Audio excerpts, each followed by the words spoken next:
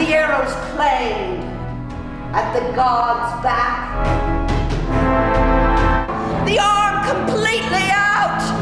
Ah! Whipped! Slammed him down face first, dead as he fell. You can see it was a particularly bad day outside the trenches. This is the story of the Trojan War and two great fighters, Achilles and Hector.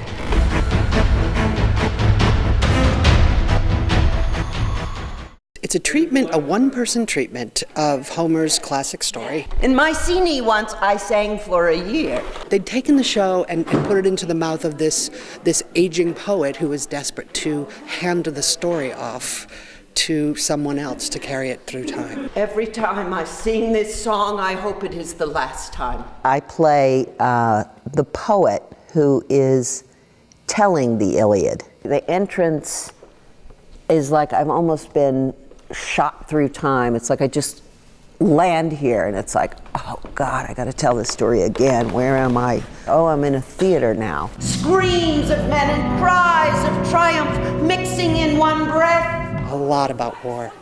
And we get to love the people that are in these wars. The smell of blood and bronze.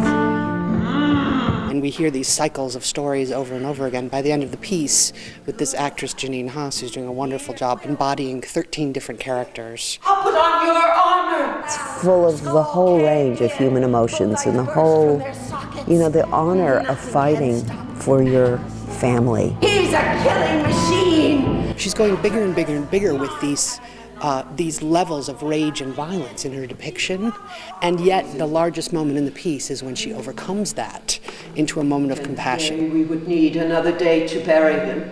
There's a couple of places in the play where during rehearsal, it's been so interesting. I just get overwhelmed with tears. And it's usually it's been in the parts where there's some beautiful human hope in all this darkness. And he laid him in his father's wagon. It's the human emotions and the consequence of that violence.